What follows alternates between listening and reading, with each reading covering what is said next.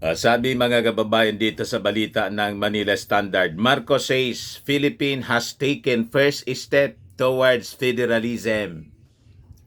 First step pa lang po na mga kababayan ngayon kasi yung previous administration po na nakabase yung pagtakbo sa federalismo, wala din nangyari po. Wala man nangyari. Naubos yung panahon sa Tokhang AJK at saka yung last part na po ng administrasyon, lockdown.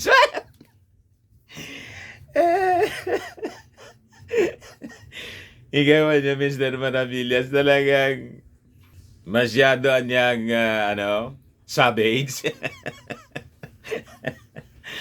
Savage niya yung mga mga content mo. Hindi man po. Truthful lang po tayo. Di ba yung previous administration? Tumakbo, mga kababayan, si Maudig sa platapormang federalismo. Isusulong niya daw, mga kababayan, yung federalismo. Ngayon, naubos sa Tokhang AJK, tapos lockdown. Naubos yung 6 years, mga kababayan, sa kakatokang-tokang. Kaya sabi ng ating Pangulong Bongbong Marcos, ito na niya yung first step, unang akbang pa lang po. So, yung nauna po, walang akbang. Lahat lang kwento. Kwento rito, kwento roon, mga kababayan. But before kong ibigay sa inyo yung balita, click subscribe muna dito sa ating YouTube channel. And hit the notification bell para lagi kayong updated po sa mga kaganapan dito sa ating bansa. Yung mga truthful analysis, dito po ninyo maririnig. Like and share na rin po ng ating video at wag na rin po ninyo na skip yung ating mga commercial ads para tuloy-tuloy ang federalismo. Di ba? President Ferdinand Marcos Jr. on Thursday said the government is on its first step, kita ninyo, towards federalism as he led the oath-taking of new members nitong Partido Federal ng Pilipinas or PFP sa Palasyo Malacanang. Kahapon po ito ginawa at si Sandro Marcos ang susunod na Pangulo. Pag nag-qualify na po siya sa edad, siguro mga after Martin Romualdez or after Martin Romualdez po or si Super Ate, maging Pangulo ng ating bansa, ang susunod po si Sandro. Para tuloy-tuloy po yung federalismo. Pag may ibang naupo, mga kababayan dito sa ating bansa, hindi federalismo ang mangyayari dito, kundi komunismo. Kapartido na, mga kababayan, ng Communist Party ng Chinese Communist Party. Magiging magiging province tayo, mga kababayan, pag nagkataon. Huwag ninyong paintulutan po na yung mga kaalyado ng China, mga supporters ng China, ng mga politiko, makaupo po sa 2025 or 2028, lalo na yung presidential elections. Pag nakaupo po sila, tapos ang ating teritoryo. Lalamunin po tayo, mga kababayan, ng China. Kasi siyempre, kung mga barkada ng mga Chinese ang uupo po sa posisyon, i-reverse nila itong policy na sinimula ng ating Pangulong Bongbong Marcos. Di ba? Kawawa po yung future generation. Kaya mag-ingat po tayo, mga kababayan. Mr. Marcos, who is also the political party's chairman, told the PFP inductees that there was still a long way to go before achieving federal government in the Philippines, adding that the country's political structure kailangang may stabilize muna. Should stabilize first before moving forward. Yun ang magaling mga kababayan na leader. Hindi yung bara-bara po. Di ba? Kailangang pulido yung mga actions po, yung mga steps na ginagawa. Pulido po. Hindi yung lahat lang kwento. Kwento at yabang, mga kababayan, wala man pong nangyari na maganda. Sumama yung kalagayan ng ating bansa, mga kababayan. So sabi niya, there has to be a central tenet, anya, and a central principle to what we are doing. And that is, we are talking here about federalism and what we have started to do, sabi ng ating Pangulong Bongbong. Ito pa siya. Kausap niya yung mga members ng partido federal. Sabi niya, mga kababayan, sabi niya dito, he stressed the need to have a power centers outside Metro Manila niya para makatulong in creating a steady and reliable political structure, citing that once the power centers in Manila fall, anya, the whole country will also fall. Kaya kailangan stable muna, anya, yung power political structure natin.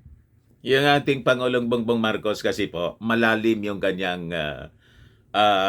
experience sa politika, kaalaman sa politika, kaya maingat siya sa mga steps na ginagawa.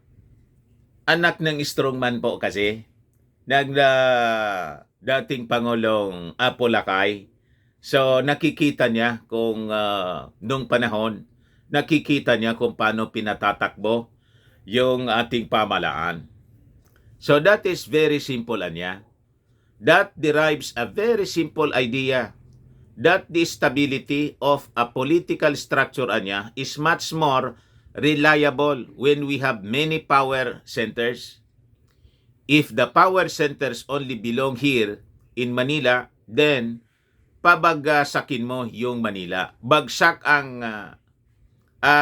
buong Pilipinas. Yun ang mangyayari niyan. He emphasized that power centers in different local government units make for a more stable political structure, anya, even at the lower level of governance. So ito anya yung dapat na simula nating gawin. Moreover, the chief executive told the PFP members that there is still a lot to be changed in settling the political parties' goal. So sabi niya, we are attempting to transform the government, to transform the bureaucracy, to transform even the thinking of ordinary Filipino citizens and our politicians. Ngayon, yung kanyang anak na si Congressman Sandro Marcos, lumipat na rin po.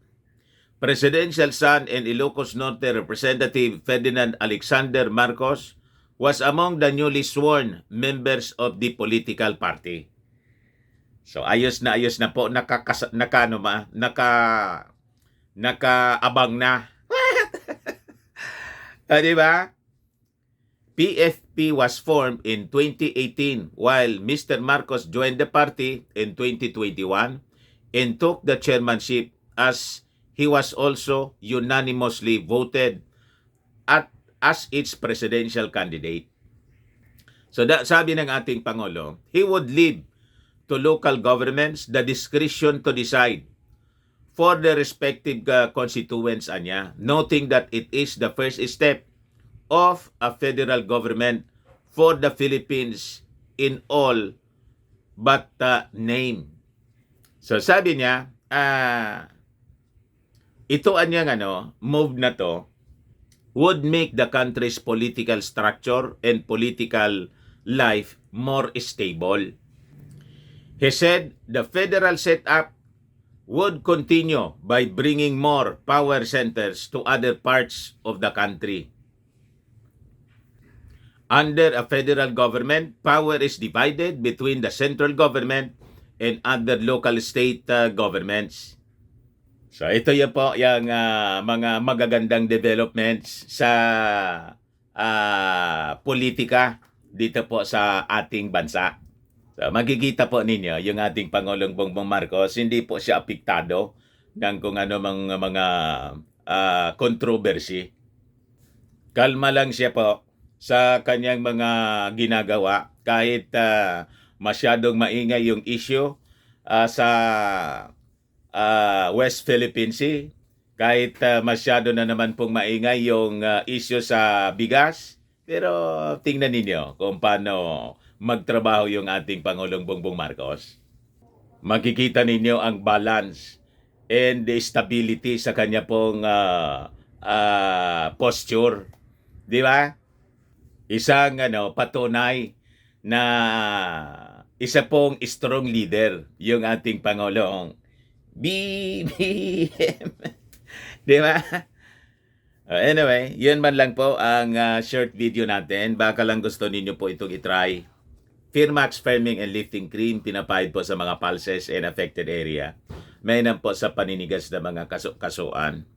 Ito naman po, Automax Radiant Serum. Sa mukha naman yung application. Anti-aging po siya.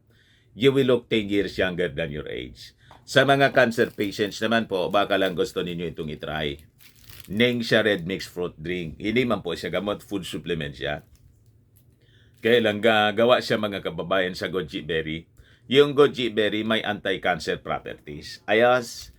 Yung mga inquiries po ninyo, dumiritso na lang po kayo sa aming messenger sa Facebook para po masagot namin agad. Ako po si Dante Maravillas. Bye-bye. God bless.